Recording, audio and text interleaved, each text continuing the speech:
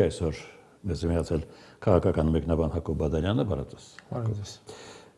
Ընտրություններն ավարտվեցին։ Ենթադրվում էր, որ հայ-ռուսական լարվածությունում ընտրությունների ավարտը պարզություն կմտցնի, բայց կարծես հակառակն է տեղի ունենում։ Դեռ շուտ է իհարկե ասել, որ process-ը ընդհանրապես ավարտվել է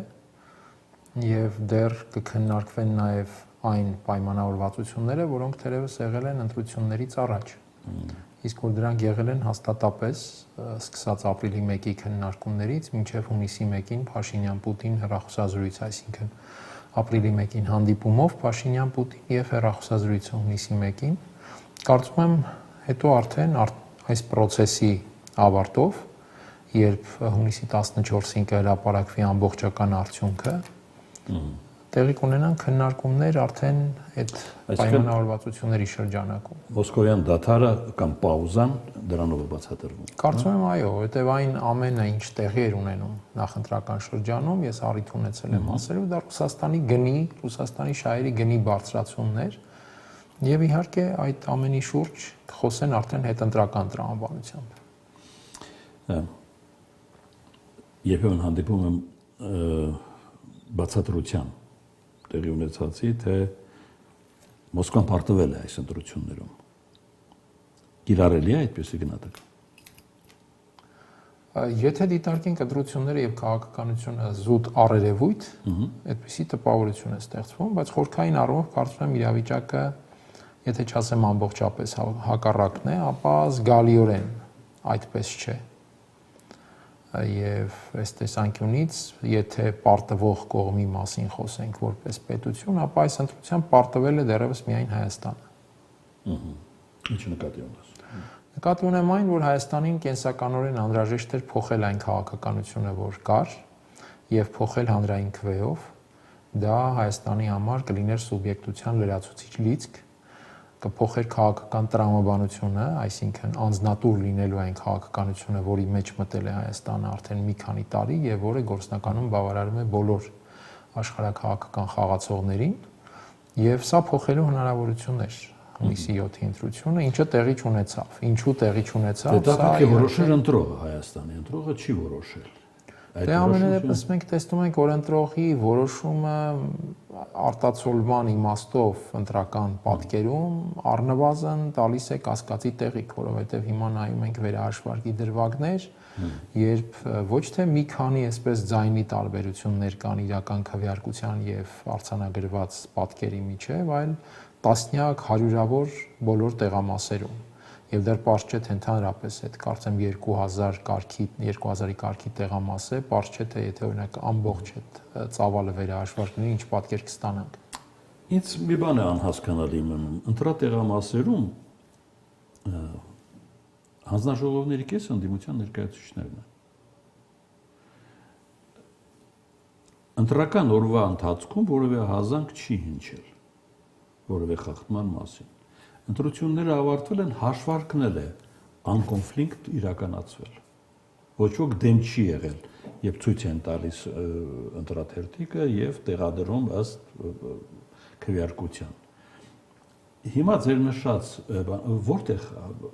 տեղի ունեցավ։ Դա ոչ թե իմ նշածն է, այլ վերահաշվարկի մի քանի տեղամասերի տվյալները, որ ներկայացվել են։ Դա տեղի է ունեցել տեղամասից կենտրոնական ընտրական հանձնաժողով այդ ճանապարհին։ Դա կաբելներով անցած ճանապարհ է, թե ինչով անցած ճանապարհ է, տեխնիկապես չեմ տիրապետել։ Ես դա էլ եմ մտածել, բայց այդ ճանապարհին։ Հանձնաժողովի ընդդիմադիր անդամ, ով այդ հաշվարկին մասնակցել է, ինքն էլ իր թիվն է ուղարկում, ճիշտ է։ Ես չեմ տիրապետում մեխանիզմին, բայց փաստ է, որ արձանագրվեց եւ նույնիսկ կենտրոնական ընտրական հանձնաժողովն է ընդունել, որ դա տեխնիկական վրիպումներ են։ Բայց փաստն այն է, որ տեխնիկական վրիպումների հետևանքով, օրինակ, ես անուններ չտամ կուսակցությունների, X կուսակցությունը ստացել է X տեղամասում 130 ձայն, այդ 130 ձայնը գրվել է լրիվ ուրիշ կուսակցության դիմաց եւ հաշվվել է լրիվ ուրիշ կուսակցության դիմաց։ Սա փաստ է։ Նույնիսկ կենտրոնական ընտրական հանձնաժողովն է ընդունել, որ տեղի է ունեցել վրիպում։ Հիմա ինչ ծավալի են այդ վրիպումները։ Սա արդեն իհարկե կուսակցությունները իրենց մեխանիզմներով, ինստիտուտներով, վերահաշվարկի հնարավորությամբ եւ այլն պետք է հետապնդեն։ Ես չեմ տիրապետում տեխնիկական process-ը, ինչպես է տեղի ունենում հաշվարկ, հետո փոխանցում ԿՀ եւ այլն, բայց բոլորիս աչքի առաջ ներկայացվել է փաստը եւ կենտրոնական ընտրական հանձնաժողովն ընդունել է, որ եղել է տեխնիկական վրիպում, բայց այդ վրիպումը եղել է փաստորեն առնվազն տարակուսելի։ X կուսակցության դիմաց եղած քվեարկված ձայները գրվել են Y կուսակցություն։ Դե այդ վերահաշվարկի արդյունքում վերջին տվյալները, որին ես ծանոթ եմ, քաղաքացիական պայմանագրի ձայներն են, չգիտեմ ինչքան ավելացել, էլի կուսակցությունների ձայները ավելացել են, բայց այն ինչ նշվում է հիմա ավելացվածների մեջ, դրա ազդեցությունը կարող է լինել մինիմալ։ Ես չեմ կարող գնահատել ազդեցությունը։ Ես արձանագրեցի Ես հիմա գալիս եմ Մոսկվայի վարքագծին, որովհետև Մոսկվան սպասում է։ Ինչի է սպասում, չգիտենք։ Ես ենթադրում եմ, որ ընդդիմությունն էլ վիճարկում է կամ քննարկում է մանդատները վերցնել չվերցնելու հարցը։ Դա էլ է Մոսկվան որոշելու։ Ես կարծում եմ Մոսկվայի վարքագծի տեսանկյունից եթե խոսում ենք, այդ արձագանքները Մոսկվայից դա մի քիչ այսպես բան չհնչի, դա ժանրի կանոնն է այն վարքագծի շրջանակում, որով Մոսկվան մտավ այս process-ի մեջ։ Մոսկվան այս process-ի մեջ մտավ Հայաստանի իշխանությանը հակառակ էֆեկտով աջակցելու տրամաբանությամբ, այսինքն բնական է աջակցելու ոչ պարզապես մարդասիրական օգնության տրամաբանությամբ, այլ քաղաքական գնի դիմաց։ Բայց աջակցելու, որովհետև մենք տեսնում ենք, եթե անգամ առաջնորդվում ենք այդ ելակետով, որ 700 քանի հազար ձայն է ստացել Նիկոլ Փաշինյանը, փաստորեն ավելին, քան նախորդ ընտրությանը, երբ թվում է մթնոլորտից դատելով, սոցհարցումներից դատելով, պետք է լիներ լրիվ հակառակը։ Վարկանիշի նվազում պետք է ունենար Փաշինյանը, բայց ստացել է ավելի շատ ձայն, քան 2021-ին, եթե առաջնորդվում ենք միայն թվերով։ Օգնությունն է բերել է։ Սա նշանակում է, որ նրան հաջողվել է մոբիլիզացնել լրացուցիչ էլեկտորատ, այսինքն մարդիկ, որոնք 21-ին չեն գնացել ընտրության, գնացել են հիմա։ Հետևաբար հարց է առաջանում ինչի շնորհիվ, ինչի հաշվին։ Ես ինքս այս մասին խոսել եմ նախընտրական շրջանում, որ Մոսկվայի այս քայլերը Փաշինյանին թույլ են տալիս մոբիլիզացնել անգամ իր пассив էլեկտորատին։ Այսինքն այն մասը, որը կքվեարկեր նրա օգտին, բայց չէր գնա ընտրության, ընդհանուր առմամբ այսպես չգնահատելով քվեարկել է ինչ որ բախտորոշ մի բան, երբ տեսնում է Մոսկվայից այդպիսի հակազդեցություն Փաշինյանին եւ աշխատեցնում են այդ միթե մենք անկախությունը պետք է զիջենք ելակի դիմաց, երբ դա աշխատեցնում են, այդ пассив ընտրողը կարող է վեր կենալ ու գնալ ակտիվ քվեարկության։ Եվ հիմա հարց է առաջանում, Մոսկվան այդ սանկցիաներ եւ այլն, որ աշխատեցնում էր, այդքան պրիմիտիվ են, այդքան անտեղյակ են Հայաստանից, որ այդ հնարքը կիրառում են, թե իսկապես հաշվարկել էին լավ, որ դա մոբիլիզացնելու է Փաշինյանի էլեկտորատը ավելին, քան օրինակ կարող է լինել առանց Ռուսաստանի այդ վարկագծի։ Եվ հիմա այդ հայտարարությունները մենք կսպասենք արդյունքներին, մենք չգիտեմ ինչին կսպասենք, տեղ են ունեցել կեղծիքներ, հիմա մենք տեսնում ենք տեղերով փոխվել են, նախկինում Եվրոպան էր այդպիսի վարկագիծ դրսևորում, որովհետև հարաբերությունների պարադիգմը այլ էր եւ այլեր աշխարհակաղակական վիճակը։ Հիմա Ռուսաստանն է մտել այդ ժանրի մեջ, իսկ արդյունքում կամ այդպես նստվածքում ընդհանրապես քաղաքական գինն է, որը ես դարձյալ նշեմ, քննարկվում է հունիսի 1-ից, ներողություն, ապրիլի 1-ից հունիսի 1, քննարկվել է ինտենսիվորեն տարբեր մակարդակներով։ Սկսել է Փաշինյան-Պուտին այդ ապրիլյան այցից եւ ավարտվեց Փաշինյան-Պուտին հունիսի 1-ի հեռախոսազրույցով։ Այդ տրամաբանությամբ մի շաբաթ հետո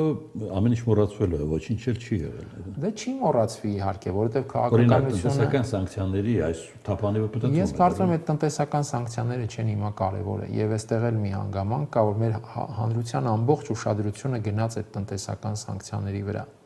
Դե թող կանգնեցնեն, թող ասեն։ Հիմա Հայաստանի առաջ բացարձակապես այլ խնդիրներ են, որովհետև այդ տնտեսական սանկցիաների ծավալը նախ այնպիսին չէ, գոնե առայժմ, որ Հայաստանի համար ինչ որ ճակատագրական բանի է հասել, եւ դրա փոխհատուցումը, քանի որ ծավալը շատ մեծ չէ, առայժմ գալիս է այլ խողովակներից։ Խաղասեղանին կամ աշխարհակաղակական խաղասեղանին Հայաստանի սուբյեկտությունն է շարունակում դրված լինել։ Եվ հիմա մեր առաջ կանգնելու են սահմանազատման ու սահմանագծման հարցերը, Ադրբեջանը բարձրացնում է անկլավների հարցը, Սրա ռազմավարական նշանակությունը Հայաստանի համար կարծում եմ ավելորդ է նույնիսկ գնահատել։ Թրամփի ուղու հարցն է, որը շատ բարդ է իրականում,